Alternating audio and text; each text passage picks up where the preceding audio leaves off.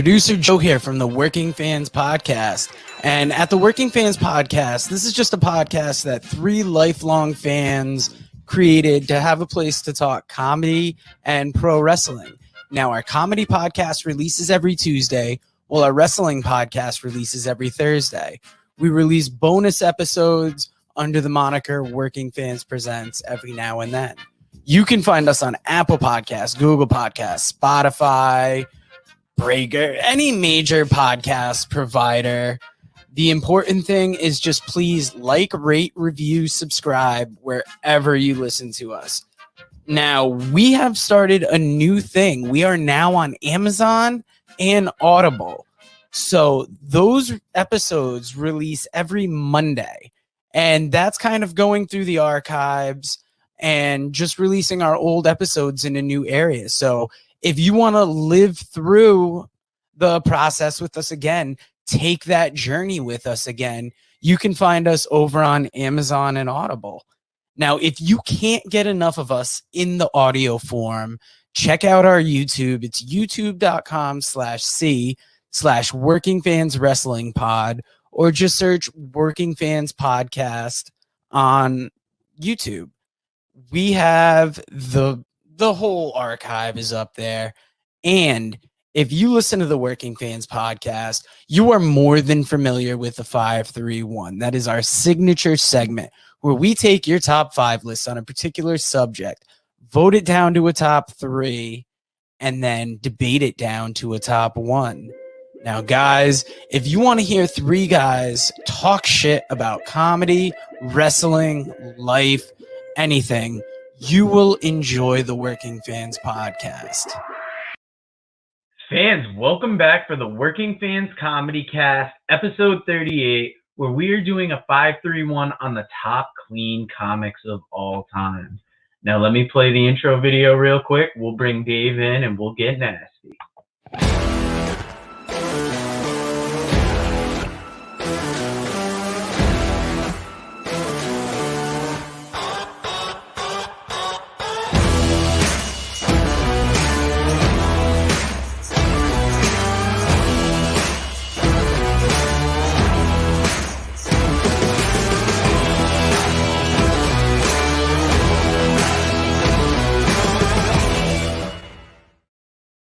Now, Dave, before we get into the introduction, this week we are talking top clean comics. November 9th, we are doing a 531 on Ben Stiller movies. November 16th, we're doing a 531 on Chappelle Show skits. We got something special for you November 23rd. That's Thanksgiving week. And then to round out November, November 30th, we're doing a 531 on holiday comedies. Dave, I got to take a breath. How you doing today? I got to take a shit. I'm okay. You know, I want to give an example of what clean comedy isn't, right? It's not talking about shitting or fucking or nothing we talk about on this podcast seems to be clean comedy. No. But so, I mean, from my point of view, I would think clean comedy would be harder because so much of the stuff that I enjoy is more of a dirtier comedy. Mm-hmm. But that's something we would have to talk to a comedian about, a Dame FK or like a Pat Oat. Yeah, a comedian. We don't unfortunately have one of those on the podcast. But yes, we had a comedian friend. God, if only we could get in touch with a comedian, like, super easy. Like, if we just were on a text basis with them. Yeah, if only. But we don't know anybody like that at all. No, one bit. I will say this. I know he's going to make some list. I know not everybody, but, like, when I think of clean comics, not the person, people. You're about to ask if this dude got the Benoit treatment and got erased from all the lists. We'll get all that in a moment. But Phil Cosby was definitely the first guy that would come to mind. I remember my dad would even tell me, like, my dad, when I was younger, would actually preach to me. He's like, I got a lot of respect for Bill Cosby. Again, the comedian. This was years before they came out. God bless Dad. But he would always say, he's like, he's a clean comic. That's really hard to do. And my dad loved Pryor. He loved Richard Pryor and Red Fox. You know, he was an older guy. And he grew up on like some Red Fox stuff too. And like, so like when he said that, it was just like he respected, like you said, that he thought it'd be harder to be as funny and keep clean. I do have to say though, I do like the bit in Murphy Raw where he talks about Cosby calling him up to chastise him, right? About him and like, I don't think you should do the jokes that you're doing, you know, and he's like, I'm upset you called, so fuck you, you know. And yeah, and they quote, like he was quoting Richard Pryor, to quote the great Richard Pryor, you get paid? Do people like what you do? Then tell Bill, have a Coke and a smile and shut the fuck up. Because that's ultimately what I think it is. I think it's ultimately, and you know, we had a guest on here before too. I'm blanking out, one of our first comedians, I think our very first interview, and we talked about this, where it's almost like it's being a clean comic is harder in some ways because you have restraints. Was that Nathan Wallace? Nathan Wallace, thank you. But it also presents a different set of problems because you have to be really good if you're going to be a dirty comic, because everybody's dirty. So it's almost harder to stick out if you're a dirty comic too. You know what I mean? Because not everybody is trying to be a clean comic. So that's a problem you have as a dirty comic. But then on the flip side of that is, as a clean comic,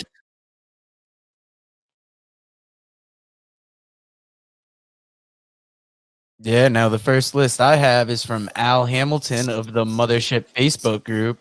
He's got Bob Newhart, Seinfeld, Jeff Foxworthy, Brian Regan, Jim Gaffigan, and he's got an honorable mention, Cosby belongs, but I just can't listen to him the same now.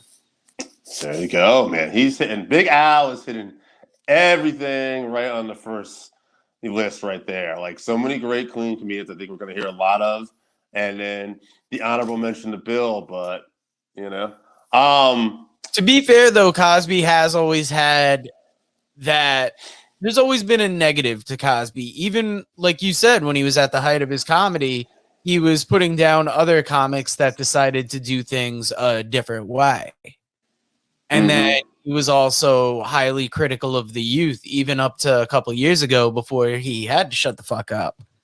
But he was one of my first favorite comics. My mom always had his tape in the car. His storytelling was on point. Just the way he structured jokes. He was great. And it's weird because in wrestling, I can watch the Benoit matches and there's no... I could separate the two, but somehow with Cosby and his comedy, the comedy still stands up, but I don't have the same feeling about it much. Yeah, because even though Chris Benoit, it's kind of a bad example because murdered his wife and son. Not even that. Like, I was gonna say, he's a character, although Chris Benoit was probably like one of the most likely characters in wrestling. He was pretty much himself his whole career. But in wrestling, you're generally a character. Like Bill Cosby, no pun intended, was himself. And himself, by the way, was his first major stand-up. But yeah. Dr. Huxtable, though, has really thrown a wrench in how some people view him. They're like, how could Bill Cosby let us down? He was America's dad. Yeah. Forgive my distraction eyes here, folks. I always like to let people in on there, but if you're watching this video, I'm getting text messages about a UFC card today. There's some prelims, and all I'm here reading right now is, oh shit, he's out. Is he dead? Is he dead? Is he out? So, you know, if there's a death in the UFC today, just know we were recording this during that, because that's the kind of dedicated people we are. All praises due. All praises due. Mr. Finland, we hope you're doing well, my friend. Now, what's the first list you got for us today? I got James Mack, former guest of the show. He's got Brian Regan, Jerry Clower, Minnie Pearl, Lucille Ball, and Natty Bumpercar, who I think is just a friend of his on Facebook, who I'm guessing also does comedy, because he sent me this list on Facebook and it's tagged. So shout out to Natty. You're included. I don't know enough about your work, but I did try to add you on as a friend, so maybe we'll have you on as a future guest, and we'll learn more about you. As for Brian Regan, seeing him live, he's excellent. Don't know much about Jerry Clower, although I probably should. I feel like that name is very familiar to me. I And I'm feel like exposing him myself. and Minnie Pearl Mm-hmm. almost got to be like attached to the Grand Ole Opry somehow. Yeah, that's what because I know the name Minnie Pearl, but yeah, I was thinking that too. Lucille Ball, obviously a legend. So he went old school on us, with the exception of maybe Natty, and I don't know if Brian's old school now either, but definitely not as old school as those other guys and girls. Brian Regan is probably the more recent of the clean comics, but I would think the better clean comics that you could have might come from that older time when there almost wasn't a chance to be dirty. Like you could, but you were going to make the most of your money from clean comedy. You weren't going to get onto the Night Show with that act. No. Now, actually, Floyd McDaniel from the Mothership Facebook group has a nice semi-modern, I'm going to say, like, you'll see. He's got John Panette, Stephen Wright. He says mostly clean from what I can remember. And from what I remember, yeah, if he had any dirty bits, maybe they're one-liners, so it would be here and gone. Yeah, and another guy I've seen live would guest of the show, AJ, and I don't remember anything dirty with him at all. So now to finish out his list, he's got Seinfeld, Bob Newhart, and probably Jim Gaffigan for his fifth. Man, I've heard Jim Gaffigan, Jerry Seinfeld, and Bob Newhart a lot on these lists, huh? Yeah, a lot of them. Yeah. I got a guy here that responded, John Conroy, and he said, "There's no way anyone here is coming up with 5 funny, clean comics." Well, John, you're wrong, because right next to you, Adam Perezzi of Facebook said, "Still in the game. It's got to be Brian Regan, Jim Gaffigan, Nate Bargatze, Tom Papa, and Mike Birbiglia." Yeah. Birbiglia? Birbiglia. Biblioteca. Nate Bargatze, he's another great one. I've seen him live, and he's just hilarious. Oh, actually, I want to add something too. Adam also put retired, or just about retired. Jerry Seinfeld, Sinbad, Dave. I'm assuming it's Dave Kool-Aid, Cosby. I know he's trash as a human and awful, and then Foxworthy. That's not a bad list. No. He gave us retired and current, so thank you, Adam. Now, Brian R. Solomon from the Mothership Facebook group has Jackie Mason, Henny Youngman, Robin Williams. We'll get back to that in a second. Woody Allen, and unfortunately Cosby. How is it not unfortunately Woody Allen and Cosby? But people forget about what Woody did. It's been a long time. They're letting it slide now just because we're giving him the Jerry Lawler pass. Like, she's old enough now, so you got us. But Robin Williams, this dude got lit up in the comics because Robin Williams, not a clean comic. And he's one of those guys that I think you're going to think a lot of the movie roles he did, they were PG rated movies. So you almost think that's his legacy. But his stand-up comedy was cocaine-fueled madness. I can't remember any specific bits that were dirty, but it wouldn't be outside the realm of possibility. It's almost like Bob Saget making this list. Like if you just knew his work from Full House, you'd be like, "Oh, Bob Saget, one of the best clean comics of all time." Not really. Tyler Hittner responded with Rodney Norman. That I think is another one of his friends on Facebook, maybe. Gabriel Castillo wrote down Fluffy, and James Mack responded, "How could I forget?" So we'll just get those stuff out of the way. And then we'll go to Aaron Patrick, who's got a list. We always do a partial list. We ask for a top 5, and they're like, "I got 2 for you." Yeah, or a comment or whatever. Yeah. Aaron Patrick has Brian Regan, Jerry Seinfeld, Jim Gaffigan, Louis Anderson, and Brian Regan. Yep, he is there twice. So Brian Regan getting a lot of love from these people. I mean, Brian Regan's great. So I'm glad he's getting in this list a couple times here. Yeah, I mean, Richard Hanley, Mothership Facebook group, Brian Regan, Bill Cosby, Jim Gaffigan, Jerry Seinfeld, 9-year-old him, like 9-year-old Richard Hanley, and honorable mention, Stephen Wright. Of course, Cosby gets in on the Benoit principle. His words, not mine, but I might have co-opted him. So, Richard Hanley? Is that the guy's name? Richard Handley. Okay.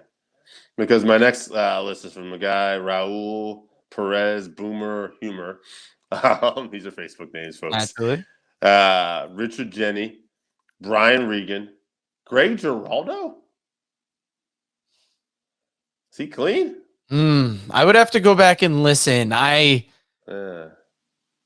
can't remember anything especially dirty. Right. I have to listen to it. But I don't know if he wouldn't be someone that I would think of as necessarily clean. Yeah, Paul Poundstone and Don Rickles, which is interesting. Don Rickles, a bit of an insult comic, but I don't know if Don was ever dirty. Definitely like to use some. I mean, racist. A little racist, though, yeah. So define dirty, I guess. Poundstone, that's a heavy 80s pick. Oh, yeah. Richard Boston. Jenny, another really good one. Daryl Woodruff from the Mothership Facebook group has Newhart, Seinfeld, Cosby, and Chris Zauha for his number 4. Little inside joke. Zauha is hilarious, but I don't know if he'd necessarily be clean. Yeah, he's more of a regional. Yeah. He's a regional favorite. I got Bob Webb. I don't know what this guy wrote, but of all time, it's tough for me because I still have plenty to learn about those who came before. But from who I have seen and studied, Tim Conway, Brian Regan, Tim Hawkins, Mitch Hedberg, Jeff Foxley, and Bill Evangel. That's a good list, actually. Solid list. It's got some good variety on it. Mitch Hedberg made it in there. Yeah, he's another one he's one of those guys that was clean. His comedy was just a very, I don't know, I want to call it a simple comedy, but like just one-liners that got you. But like, I think you would almost assume he's dirty. Next up, I got the great Brian Last from the Mothership Facebook group, co-host of the Jim Cornette Experience. He's got Nancy, Archie, Peanuts, Little Nemo, and the Family Circus. This guy. He got us a full list, so I want to give him credit. But yeah, he definitely took it down a different route. This guy always has a funny answer for us, but you know what? I'm gonna follow that up with Michael C. Hulse, who thought this was such a great idea that he wanted to parlay the joke a little farther down and had Superman, Justice League, Brave and Bold, Legion of Superheroes, Teen Titan. It's not as funny when you see it done just above it, but those are the 2 off-topic lists. All right, I'm moving on. I got D Militant comedian. He's got Jack Benny, Henny Youngman, Rita Rudner, George Burns, there's a name, and Iwanda White. And then I'm going to throw a couple one-word answers I see coming up here. George Kane, Stephen Wright, Ryan Scott Kirkpatrick, Ellen, Steve Osborne, Kellen Erskine and Nate Bargatze, Riley Lawrence, impossible, Brian Stone, number 1, Brian Regan. So bad list. There you go. That was Bill Stone, by the way. I'm sorry. I went to high school with a kid named Brian Stone. I used to like to do Beavis and Butthead impression. And then his voice kind of got stuck like that as time went on. Fun fact about this random kid you need to know about. Raymond Asher brought us a list. He's got Don Rickles, Bob Newhart. He had Kinnison, Panette, and Robert Schimmel. After getting beat up in the comments, he took out Kinnison and put in Seinfeld. Took out Schimmel and put in Tim Allen. That's the quote, the great Brian Stone. This list sucks.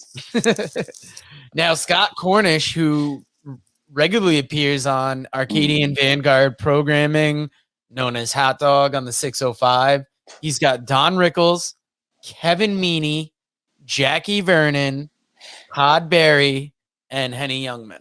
Oh, wow. Henny Youngman is like one of the original, knock, like those, just a joke comedian, right? Yeah, Catskills comedian. Very famous.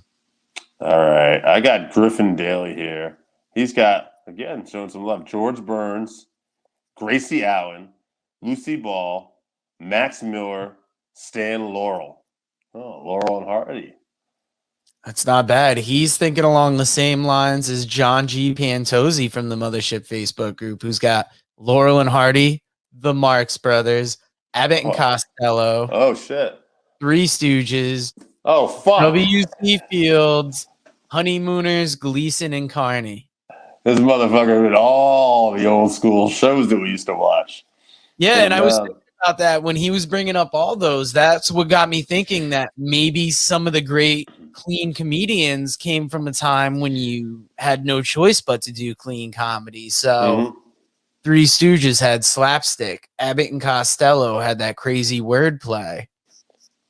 I was just laughing because I was just watching some Murphy to Literacy the other day, and I forgot there's this part where Eddie, remember the time period too, folks. Eddie's talking about like homosexuals, and he said, I always thought that Ralph Crandon would be a funny homosexual. And who's that? Who was his neighbor? Fuck. Marnie. Ralphie? I can't remember his name. No, he would go Ralphie boy. And he was like, hey, you know what I think be great? How about you fuck me in the ass? So that was Ralph Crandon, one of the great funny comedians, but done by Eddie Murphy in a not so funny. I'm gonna follow that up with Dave FK's list, who says Bob Marley's got to be in that convo. Yeah, well, Chris Shapiro says add Sean Panette to your list, Aaron Patrick. And go ahead. We got comedian Pat Oates has Bob Marley, Brian Regan, Jerry Seinfeld, Howie Mason, and Ryan Hamilton. Not bad, but I got Hank Hargreave, and he's got Tim Conway, Bob Newhart, Brian Regan, Tim Hawkins, and Bill Evans.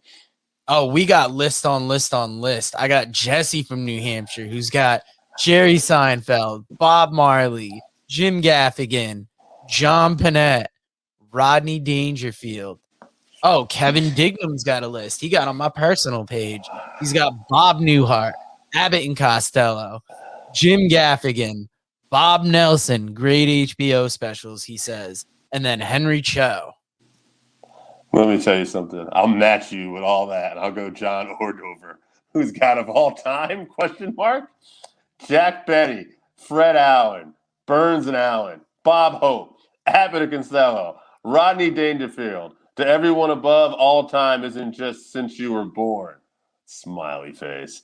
And also Nicholas Pagini, who added, no such thing. Clean equals dishonest. How dare you? I disagree. We might have a living example for you somewhere. Yeah, we might. We might know a guy who's not clean. Randy Osgood, we're looking at you, son. All right, I'm gonna keep going. Dave Ayers. We're just Dave Ayers, right? What does clean mean? ? No swears, no sex, not challenged in social norms. Sorry, but this is a bullshit question. Oh, Dave, I wish I had seen this. It's a bullshit account. I wasn't really looking. I would have loved to respond. It's for our dumbass podcast. Ha! Joke's on you. You're included. Hey, so, Dave. Dave said to get fucked. So how do you feel about that? That's a bullshit answer. Fuck you. And then Emma Esto Cohen, I'm sure I'm butchering her poor name, responded to Dave and said, clean has nothing to do with not challenging social norms, does it? That's right. That's right. Answer, Dave. You ain't shit. Clean is just funny that can get on TV. How is everybody getting mad about clean comedy? Like, I don't know. We started off saying that it wasn't something we preferred, but I mean, to say that it doesn't exist, even in the world of comedy that is supposed to push like the things you don't want to talk about and things like that, you can have clean comedy that addresses social issues. Absolutely. This is pretty good. I'm gonna just read another list while we're talking here because I've got we got plenty of lists, man. Let's keep going. I don't even know. We didn't discuss who has what many lists here. So I got Jeffrey Lance Westbrook. He's got Newhart, Red Skeleton, Joseph Curtis Wills, Jonathan Winters, and he just has Gaffigan. Joseph Curtis Wills looks like another Facebook friend. So nice. I'm gonna give you my list now because I got Jack Benny, Fred Allen. I'm gonna throw in the Three Stooges, Mm, Jerry Seinfeld, and I'm gonna include Richard Jeni. my man. I want to keep going because we have so many lists here. Dustin Charlin just wrote Cosby is still the greatest. Get fucked. He didn't put that last part, but I guess that's kind of what he's saying. I think it's implied when Cosby's there, Yeah. whether you like it or not. Liz Rivera wrote Regan, and then Wyatt Benny. I never thought Cosby was funny. Saw him once live, and he bored me to tears. Mitch Hedberg was pretty clean and damn funny. Richard Jeni.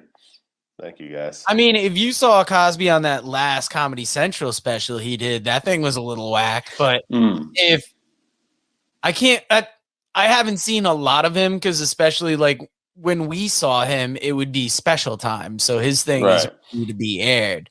Yeah, I remember. can't imagine him being boring. No, I can't either. I remember himself, obviously, and there was another special.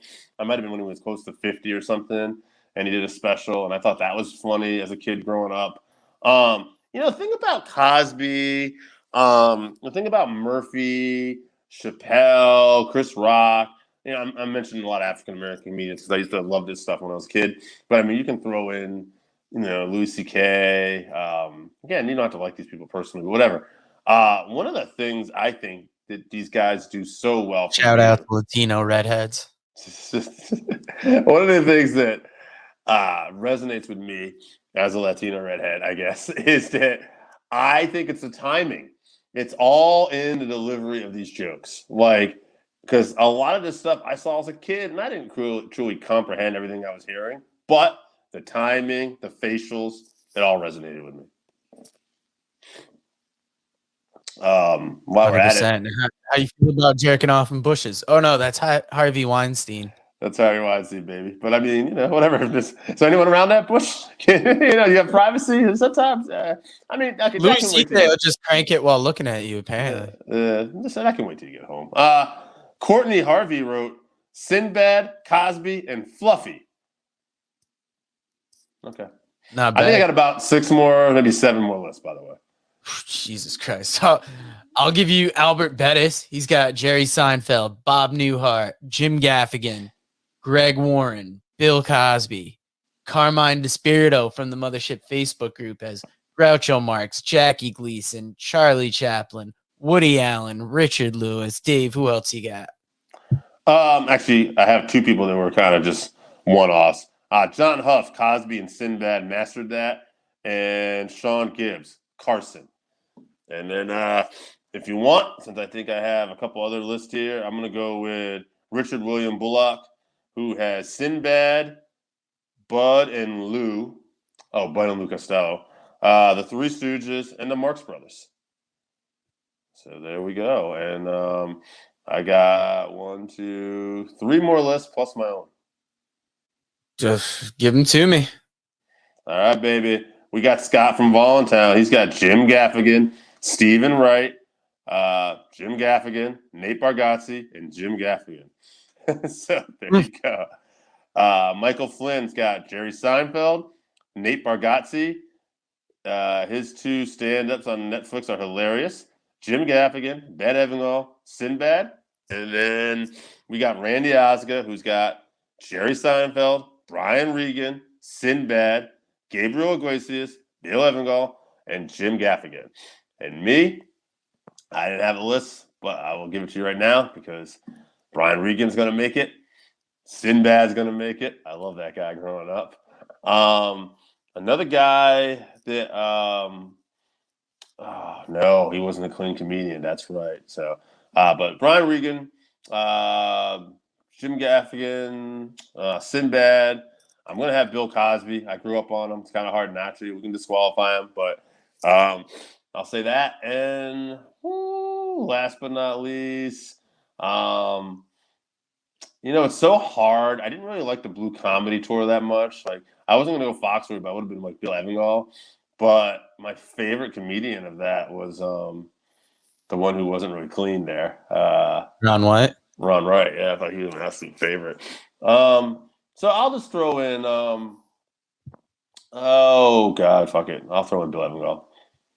Now, we'll just call it a top 3 here. Brian Regan obviously made the list. Yeah, Jerry Seinfeld. He made a lot, but I think we're gonna keep him out on like the Ben Ball principle of. I mean, we just can't support that shit. Yeah, kick Ben off my list too. Put Jerry Seinfeld in. He was very funny. All right, so what do you think? Seinfeld, Regan. Trying to think of the other one. Gaffigan. Gaffigan made a lot of lists. Yeah, Gaffigan made a ton of lists. But he doesn't really make my top 2 personally. Like I would have this down to Regan and Seinfeld. Yeah, Regan and Seinfeld. Yeah, and that's a tough one too because, I mean, if you want to go on pure success, Seinfeld. Oh, pure success is through the roof. Yeah, but Brian Regan, just like a steady touring comic, you know, he's one of the ones that, like, you saw he was on almost everybody's list. Remember when you had that science fair project due and you forgot about it, and everybody's got like the solar system and stuff, and you just have like a cup of dirt. You put a cup of dirt in it, and your teacher's like, "What's this project, Brian?" It's a cup with some dirt in it. Explain yourself. Well, it's a cup, and I put some dirt in it. You should get going now. Like, you're not needed. Like, I don't know. Brian Regan is just great. Again, like, it's delivery, though. It's all in his delivery, his timing. I mean, he's one of the masters of the craft. Yeah, fuck it. If you don't like it, kiss our motherfucking ass. We know who the fucking best clean comics are. Suck our dicks. Brian Regan, baby. I'm going to say Jerry Seinfeld. We're going to have to end this in – we're deadlocked. So get at us in the comics. Who do you like better? Seinfeld, Regan? Tell Dave why he's wrong. Tell me why I'm a piece of shit. I like but most importantly, get fucked. And I was in an abusive relationship. And I'm just curious because we do some comedy on this podcast once in a while. You said you did some stand-up. What got you into that? Well, you know, it's funny. I was at when I was at USC, you know, because I'm like a lot of comedians, you know, a shy introverted kid when I was little, you know, little guy. I didn't grow, you know, I didn't get to 5'11" until later on. I thought it was gonna be like 5'2" my whole life. Then thank God for the growth spurt. And you know, so you learn. So I had that whole Woody Allen type thing growing up, ethnic, Jewish. You know, and then when I went to USC, I was in a program, TV film program. There were 24 of us. We kind of lived, ate, breathed together. And you know, some people wanted to be very fancy, you know, Stanley Kubrick filmmakers, and you know, I was Woody Allen, and there was another funny guy, and we were the funny guys. And then I said, you know what? I'm making these people laugh. And also worked out all the shyness over the years. Now I don't care what I say to anybody. And, you know, so I started doing some stand-up. And, you know, and I realized the kind of comedian I am. I would never be like a Jay Leno or a Bob Hope before him who just like read somebody's lines. I'm more like observational, Jerry Seinfeld, Woody Allen, that type of stuff. But yeah, and when I taught school, it was like, because I had like an audience, you know. I taught high school English. It was a decent school. It had enough trouble to keep it interesting. And you'd have your bad kids were your hecklers and most of your audience. And you could just control a class through humor because everybody likes to laugh, Dave. No, if anybody tells you they don't like to laugh, that's a scary dude. Right. No, everybody likes to laugh. I mean, even in a dramatic film, there's always comic relief. Shakespeare always used it. You need a break from the tension. Horror film, same thing. Yeah. There's always some geeky kid in a horror film. Gets you a few laughs. But the trick is, and I used to have students say to me, well, teach me how to be funny. I said, you know, I can teach you how to format a joke. The rule of threes, 1, 2, punchline on the third. Makes perfect sense once you've done it long enough. I don't know. It's just, that's the way the human body is timed. You laugh on 1, 2, 3. But I said, I don't know what comes.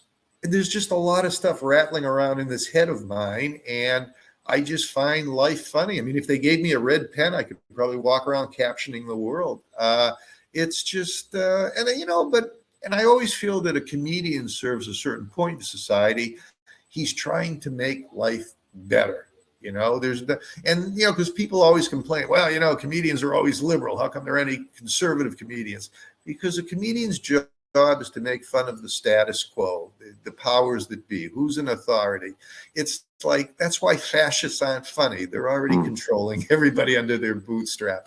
So the thing is, what I want to do, I want to make people laugh, entertain, make people better. Now, I'm the product of growing up 200 fist fights. I mean, I've had a lot of fights growing up, and I taught inner city high school. I was that guy who broke up fights because I had a background in that.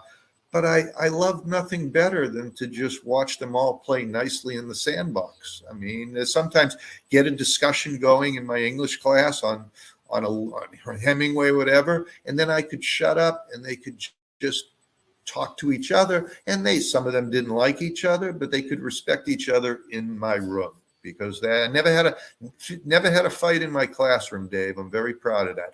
Broke up a hell of a lot of stuff just walking down the hallway, but nothing in my classroom, because that would have been embarrassing.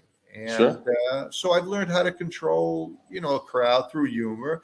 Got to have a little bit of a temper, and you have to have some good instincts. Not everybody has instincts for the job. I mean, never, when two students are fighting, Dave, never get between them. Grab the guy who's losing from behind, pull him away, and then he can tell everyone, I would have won if Mr. Gold didn't pull me away. You give him an out. So, because the guy's losing knows he's not going to win. And so, you learn things about fighting, about humor. Yeah, it's the human.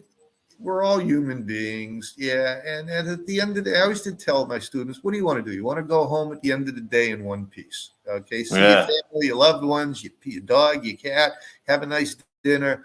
You don't want to end up in a hospital or a police station or anything else. So listen to what I tell you to do. And believe me, I've had some hairy experiences. But I've learned over the years, it's like, if you're a little smarter than your opponent, that's your best weapon. And that's why you get the education. I mean, if you can't be witty, at least be nice. And, if you want to be funny, then watch a lot of comedy and see what you can pick up from it. And so writing just seemed like the natural thing to me. I mean, I think people enjoy my Facebook page, and it's grown over the years, a lot of industry people, and they're not all on the same page. I get that. They come from different places, but they usually tell me, even if I don't agree with what you say, you let me say what I say. You can be respectful about it. And I said, yeah, because, the last 4 or 5 years, this country's been meaner than I've ever seen it. And it's just been, it's sad because, I still believe we're the greatest country on earth. It's just, I can understand why other countries don't believe that anymore. Sure. There's a lot of people on my page from Canada, Europe. They're scared to death what this country's been like over the past 5 years. They're hoping we get back to what we were, because, China just developed a hypersonic missile. Russia, you can't trust. I mean, North Korea, I can't even talk about that crazy guy. It's like nobody wants the bombs dropping here. I still got some nice scripts to write and movies to make. I'd like to have a good time. Hell yeah! Now, one last question, Steve. What would you say are your goals right now, at least in the next few years? Well, I would like to get the Von Erich script. I'd like to get that made, and it's with an entertainment attorney. I'm very excited about. I'm not a big animation guy, but I'd like to talk about this for a second. Yeah, go ahead. I grew up on comic books, big Marvel, DC guy. Love Marvel. I love the whole Marvel Cinematic Universe. A lot better than DC's, unfortunately. Although, I agree. Unfortunately, I hope, but yes. Although anything with Batman, I will see. I'm excited about the new Batman too, Steve. We're agreeing with everything. But it's it just occurred to me. I had done the Von Erich script and I was burnt out right after it. And I said, I got this great idea for an animated script, which is weird because other than Shrek and Toy Story, I'm not a big animated feature. I don't really go catch them, but I do like the Toy Story franchise and Shrek. And I said, this is my Shrek. And I said, I could franchise it as a TV series or as a movie series, both. There's merchandising involved because I could already see, so that's what I'm excited about. I would like to get that made. That's with my entertainment attorney. And, as a writer, look, you register stuff, but, as they told us at USC Film School, there's only about a 7 original ideas, and everything else is a variation on those 7 original ideas. So if you come up with something that you say to yourself, gee, I've seen talking dogs and talking cats. So I don't really feel like doing another one, writing that. But I've got something that I haven't seen before that could appeal to children, adults, religious people, non-religious people, doesn't matter.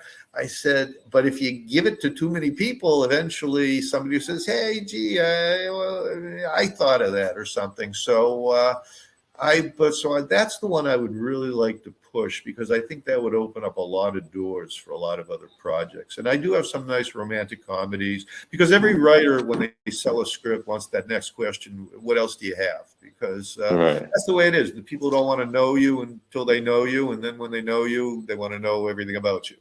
So makes a lot of sense. Yeah, so I keep the wrestling doors open and the writing. For me, television is the same thing as film these days. Yeah. When I was in film school, the people used to look down on TV a lot more. But it used to be movie actors never did TV shows. Now they're dying to do a TV show because it's a regular paycheck. You get a regular paycheck. It's a job, and that's why you see people on television you never would have seen 50 years ago or 20 years ago even. But I always say, if you got to break it down to what I do, I tell a story. I'm a storyteller, and I like stories. When I was a kid, when my parents told them to me, and I watched a lot of television, probably too much TV as a kid. Did not rot my brain. I'm not worried about that. Went to the movies all the time. Pretty spoiled kid. As long as I got good grades in the school, I could pretty much see any, when the other kids, I had a friend who said, oh, gee, I want to go see the new James Bond movie. I said to him, he goes, no, my mother won't let me. Why? It's rated M. Back in those days, they had a rated M for mature audiences. And I said, you can't see a James Bond movie? And I said, yeah, that wasn't the way it was in my family. It was just kind of like they wanted me to read great literature, see some schlocky, crappy movies too. I always tell people, see a great movie, then see a bad movie. Just be able to tell the difference. It's important. That's good advice. Good advice. It is. But they always tell writers, when somebody says they want to be a writer, say, and what's the first thing I should do? Read everything. Read everything, see everything. Just absorb. And eventually your voice will come out of that. And everybody's voice is different. I feel an affinity with Woody Allen, but I'm not Woody Allen. It's we have different life experiences, but I get him, and I always got him when I was a little kid. And Mel Brooks, they're doing. I just saw last night doing History of the World Part 2. Mel Brooks is going to executive produce that. And he's on my page. He's never on there himself. I don't know who's running it. I used to bump into Mel all the time in delis in West LA. We used to bump into each other so much we'd nod to each other. One time my mother was visiting when she was alive, Santa Monica, and I said, don't act like a tourist.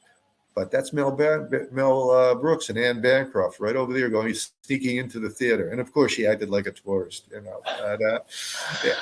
So was excited. But so look, I like entertainment. I like sports. I'll be watching the ball games are coming on. Go Red Sox, first.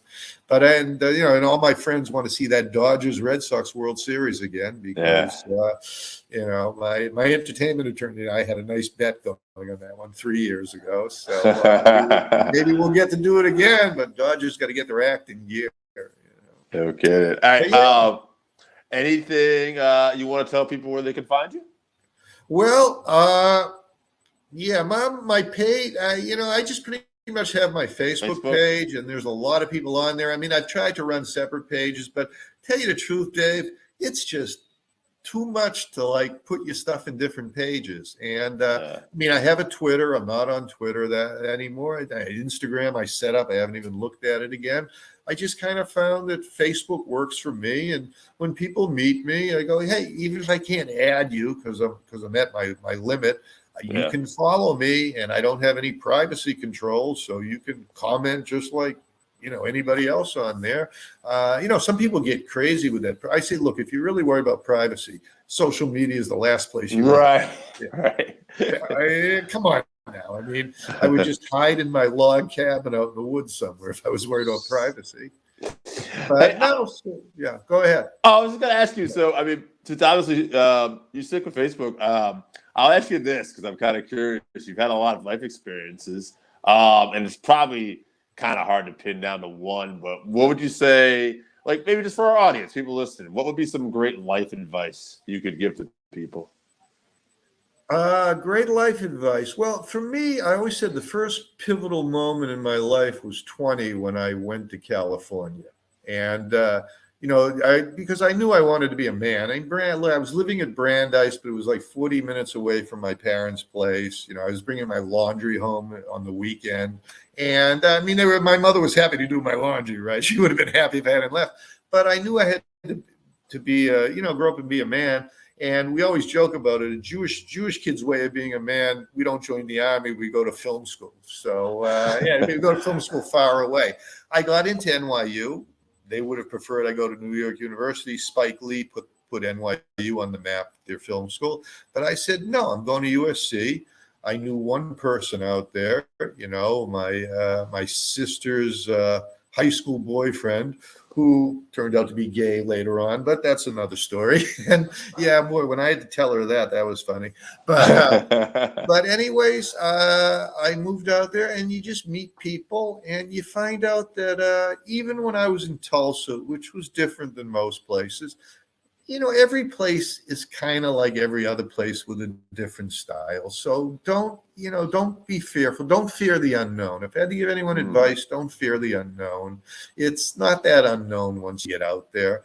I mean, look, I'm not somebody who's traveled the world. I mean, I've been to Toronto for a few weeks when I was a kid, but I haven't left the country because I think the country is kind of interesting enough what's out here. But I'd like to go to Europe one day, or Israel. I'd like to visit. But don't be afraid of the unknown. My mother, who was the toughest person I ever knew in terms of one-on-one, she was always afraid of the other shoe dropping, all the bad stuff that could go wrong that you can't see coming anyways. And, so I guess it was, one of us, I only have one sister. She stayed close to home, married. I guess I was the adventurer a little bit, but I'm really not looking for that much adventure.